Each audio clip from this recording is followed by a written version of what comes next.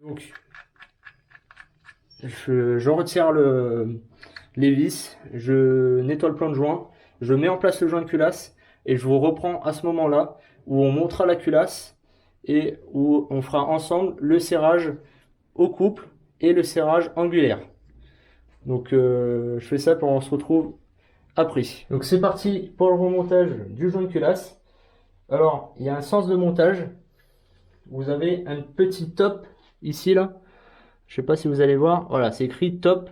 Top, c'est toujours vers le haut. De toute manière, vous avez un petit repère aussi. C'est ici là, l'arrivée d'huile, toujours dans le coin ici. Donc là, on le pose. Bien sûr, avant de faire ça, donc j'ai nettoyé le plan de joint. Je sais, je me le répète, je suis désolé. J'ai nettoyé le plan de joint et j'ai nettoyé aussi les trous des vis, les trous de chaque vis. Je les ai nettoyés quand j'avais nettoyé les pistons et plans de joint.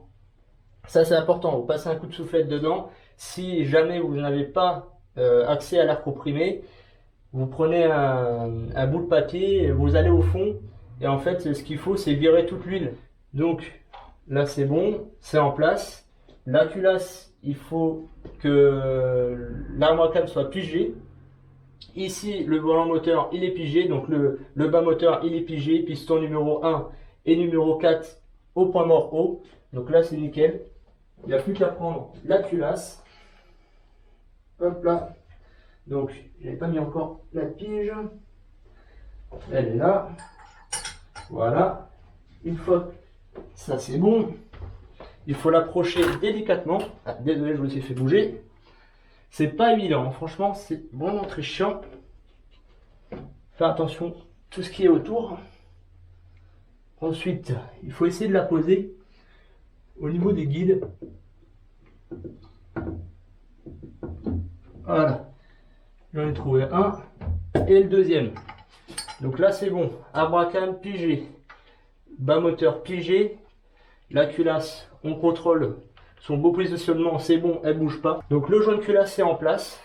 Tout est pigé, tout est bon. Maintenant, je vais passer un coup de papier pour dégraisser ça. Pour moi, qu'il n'y ait pas de merde, qu'il n'y a rien. Histoire de faire ça propre. Donc, une fois qu'on a fait ça, on prend la rampe de culbuteur. Pareil, il faut nettoyer dessous. Donc, vous avez un sens, mais vous ne pouvez pas vous tromper. Parce que dessous, là, vous avez des petits centreurs ici. Et ici, vous avez des trous. Donc, vous ne pourrez jamais vous tromper. Donc là, en l'occurrence, il vient dans ce sens-là. Attention, quand vous montez la rampe de culbut, faites gaffe que ça soit pas comme ça. Donc là, il faut bien mettre la rampe de culbut en place. Hop là, là. Bien sûr, ça va pas rentrer, pas tous vont rentrer facilement. Faut vraiment, voilà. Hop. Donc là, c'est bon. Là, c'est en place. Voilà, donc si ça appuie pas complètement, c'est normal. C'est que là, vu que c'est pas serré. Donc ensuite, on prend les vis neuves. Donc elles sont là. Ça c'est très important aussi. Ne jamais réutiliser les vieilles vis. Les vieilles vis, là, vous les prenez, vous les cassez en deux et vous les foutez à la poubelle. Jamais il faut les réutiliser, ça. Je déteste les gens qui réutilisent les vis de culasse et après qui viennent pleurer parce que la vis elle a pété dans le bloc. Donc pour vous éviter ça, eh ben, vous achetez des vis neuves. Et en plus pour le prix que ça coûte, franchement, là ce qui va être important de faire, donc je vais poser ça là, ça va être de huiler la tête là, sous la tête. Il faut mettre un filet d'huile et il faut mettre aussi un filet d'huile au niveau du filetage là. Alors c'est pas la peine d'en mettre des tonnes, hein, c'est pas la peine de tremper le machin dans l'huile, non, une petite goutte, c'est juste pour faire en sorte que ça supporte les efforts parce que là on va serrer la culasse et le serrage de la culasse c'est un serrage très important, ça serre vraiment très fort. Donc voilà, c'est vraiment léger. Hop là. En bas des jambes comme ça là. Ensuite un petit coup sous la tête. Là, sous la tête vous pouvez y aller si vous voulez. Et ensuite on met la vis. Hop là. Donc là, vous l'approchez seulement. Ah, ça sert à rien de prendre le cliquet et de commencer à serrer.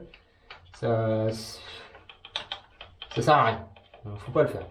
Donc là, hop, vous approchez à la main. Quand vous voyez que ça visse plus, ben vous arrêtez. Du coup, je fais ça pour toutes les vis et on se retrouve après. Donc c'est parti pour le serrage de la culasse. Alors la première passe, c'est 20 Nm avec une clé géométrique. Et ensuite, c'est 2 passes de 120 degrés. Alors, ces informations-là, vous les avez sur la RTA, la doc technique, ou sur la fiche des vis de culasse. Et en plus, vous avez l'ordre. Donc ici, c'est toujours serrage à partir du centre, dans 1, 2, 3, 4, 5, 6, etc. en escargot. Donc, je vous montre. C'est pas compliqué. Alors au début, il faut vraiment prendre son temps il faut vraiment approcher tout doucement. Ah, là, il faudrait une rallonge. Là. Donc, il faut vraiment approcher tout doucement. Ça sert à rien de vouloir faire ça vite. On va petit à petit. Et après, on va bien serrer après. Quand la rampe de culbuteur, elle est bien plaquée. Donc, là, on vient ici. Et là, on fait notre premier serrage. Hop là, et on s'arrête. Dès que ça piquette, on s'arrête. Ça sert à rien d'aller plus loin. Hop là.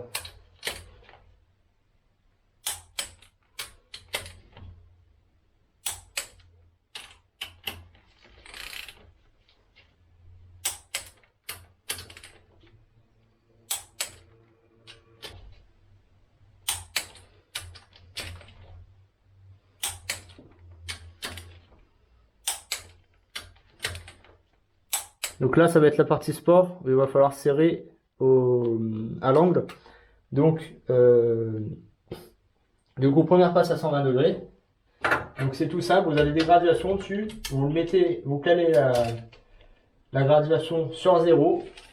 Et puis vous serrez jusqu'à arriver à 120 degrés. Là, je bloque ça ici. Voilà, contre l'arbre à cam. Je mets à 0. Voilà. J'essaie de me caler sur 0, c'est pas facile. Et ensuite, 120 degrés.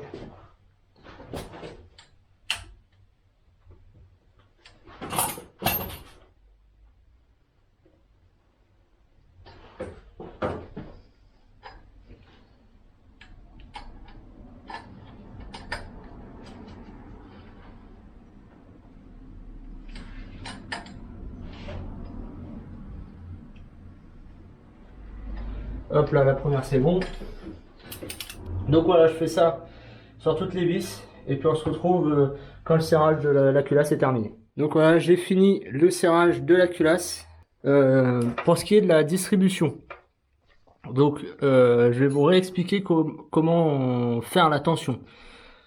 Donc vous montez votre courroie. Bien sûr, les flèches dans le sens de la marche. Ensuite, donc vous montez la courroie au niveau du vilebrequin avant. Ensuite, vous passez la pompe à eau. Ensuite, vous mettez la poulie d'arbre à cam et le galet tendeur. Donc une fois que vous avez fait ça, vous tendez la courroie. Donc là, il y a le carré du galet tendeur. Là, comme vous voyez, il est bien positionné pour une tension, enfin pour la tension définitive, parce que je l'ai faite. Pour la tension que je pourrais appeler de temporaire, il faut mettre plus d'angle au galet. En fait, il faut surtendre la courroie. Donc le carré doit être vraiment droit à la verticale. Ensuite, vous faites 4 tours moteur. Donc vous retirez les piges. Vous faites 4 tours moteur. Pour savoir combien de tours vous faites, quand le volant moteur il fait un demi-tour, l'arbre à cam il fait un tour. Donc en gros l'arbre à cam tourne à demi-vitesse du vilebrequin. Donc vous regardez, hop, ça fait un tour, ça veut dire que en bas c'est un demi-tour. Vous refaites un tour, là vous avez un tour vilebrequin. Donc vous faites comme ça jusqu'à avoir 4 tours vilebrequin. Une fois que vous avez 4 tours vilebrequin, vous remettez les piges au niveau du volant moteur, au niveau de l'arbre à cam, Si ça rentre, c'est nickel. Si ça rentre pas, c'est que vous êtes décalé d'une ou deux dents. Et là, ben, il va falloir recaler et remettre la courroie bien comme il faut, retendre, refaire les 4 tours, etc. Une fois que ça c'est fait, vous redébloquez l'écrou de 13 du galet. Donc vous le débloquez tout doucement jusqu'à ce que vous puissiez libérer légèrement le galet. Donc ensuite là après vous lui donnez un peu plus d'angle vers l'arrière, comme c'est le cas maintenant. Et puis vous rebloquez l'écrou en maintenant le carré dans sa position, en maintenant le galet dans sa position. Vous bloquez l'écrou à 21 Nm. Et ensuite, une fois que ça c'est fait, vous retirez les piges, encore une fois. Ensuite, vous faites les 2 tours moteurs et vous remettez les piges. Si ça rentre, c'est bon. Si ça rentre pas, il faut recommencer du tout début. Donc là, maintenant que ça c'est fait, la distribution c'est bon, on n'en parle plus. Maintenant, il va falloir faire le jeu aux soupapes. Donc ça va être le dernier truc que je vais vous expliquer, parce qu'après c'est du remontage, et ça normalement si vous avez démonté, en principe vous savez remonter, si vous êtes bien organisé. Donc pour le jeu aux soupapes, c'est tout simple. Ça va peut-être être un doublon parce qu'il y en a tellement sur YouTube. Si avec mes explications vous comprenez pas, vous avez plein d'autres vidéos sur YouTube qui vous expliquent comment faire le réglage du jeu aux soupapes. Donc le faire toujours en moteur froid, et la tolérance pour l'admission c'est 0,20 mm plus ou moins 0,05 mm. Donc vous pouvez mettre 0,15 minimum ou 0,25 maximum. Ensuite à l'échappement c'est 0,40 mm et pareil plus ou moins 0,05 mm. Donc vous pouvez mettre 0,35 minimum et 0,45 maximum. Voilà, mais moi je préfère rester dans les tolérances. Donc je mets 0,20 à l'admission, 0,40 à l'échappement. Du coup, pour faire ça, ben, c'est tout simple. Hein. Faut retirer et faut débloquer l'écrou ici, c'est du 10. Et ensuite, avec une petite douille de 4 je crois, vous maintenez cette vis de butée. Et ensuite, vous passez le jeu de cale. Bien sûr, il y a un ordre. Il y a un ordre pour pouvoir faire le réglage. Et cet ordre-là, vous l'avez sur la RTA. Ou alors, vous l'avez sur Internet aussi, ça se trouve assez facilement. Donc, vous passez votre cale. Et si ça passe gras, ça veut dire que vous pouvez la bouger bien, mais c'est quand même un peu serré. C'est bon. Si c'est trop libre, c'est qu'il y a trop de jeu. Si c'est serré, vous pouvez pas retirer votre cale, c'est qu'il n'y a pas assez de jeu. Donc voilà, faut trouver le juste milieu. Et ensuite, vous rebloquez les écrous et puis terminé. Donc, je fais le remontage, donc je remonte tout, échappement, admission, calculateur, tout. Et puis on se retrouve du coup pour le premier redémarrage. Donc voilà, j'ai fini de tout remonter. J'ai redescendu la voiture au sol. J'ai remis du liquide de refroidissement. Alors pour la purge, c'est tout simple. Vous ouvrez ici. Donc c'est un petit bouchon de valve, hein, comme les valves de roue. Donc vous dévissez ce petit bouchon, surtout ne le perdez pas. Et ensuite vous avez une vis dessous, ici là. À ce niveau, c'est une vis en cuivre. Et c'est du BTR de 5 mm. Donc cette vis là, attention, en la resserrant, c'est vraiment un tout petit peu parce qu'elle casse net si on serre trop.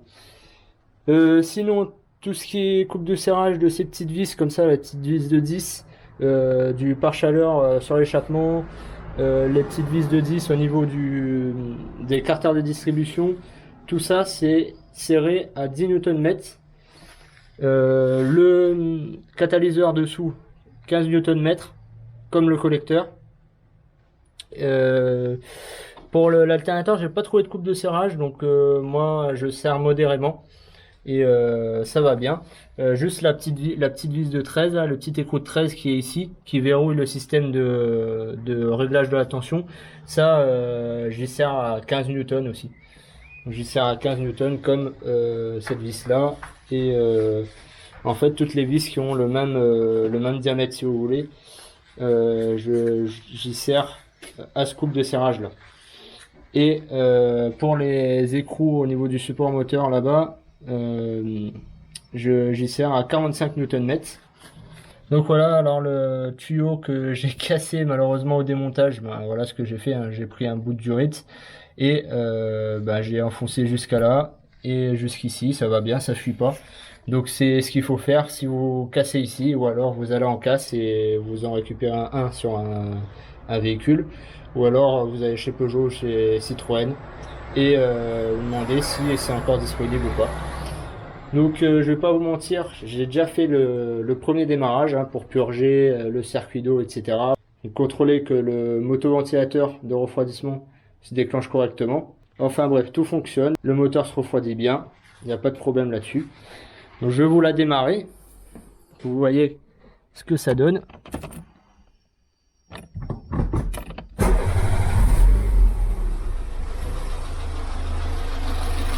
Voilà. Voilà, ça tourne plutôt bien.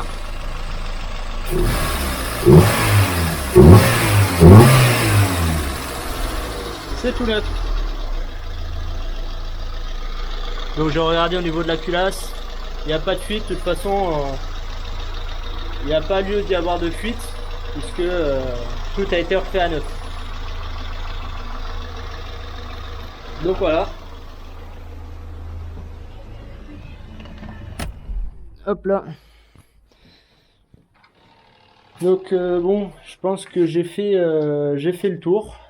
Le liquide de refroidissement, il faut refaire le niveau quand le moteur est froid, genre le lendemain de l'opération. Si vous avez des questions, bien sûr, posez-les en commentaire, j'y répondrai. Si vous avez des questions techniques, s'il y a un truc que vous n'avez pas compris, s'il y a une donnée technique que vous n'avez pas, si vous cherchez les références de pièces pour votre véhicule, etc., etc., allez dans les commentaires, vous me posez la question et j'essaierai d'y répondre le plus rapidement possible. Et puis voilà. Donc j'espère que cette vidéo vous aura plu et que surtout que ça vous a rendu service. Voilà, ça c'est vraiment le but principal de la chaîne, c'est de partager déjà ma passion pour la mécanique auto et aussi un peu pour la carrosserie et la peinture, mais bon ça ce sera pour plus tard.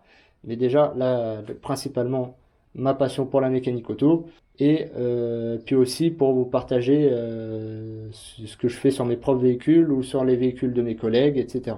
Donc bien sûr n'oubliez pas de vous abonner si ce n'est pas encore fait. De vous abonner aussi à l'Instagram de la chaîne. J'essaye de publier de temps en temps dessus. Et puis bien sûr, laissez un pouce bleu, ça fait toujours plaisir.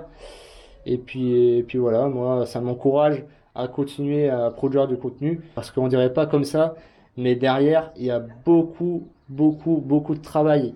Le tournage c'est rien, c'est surtout le montage des vidéos qui prend énormément de temps. Donc voilà, moi ça me ferait super plaisir.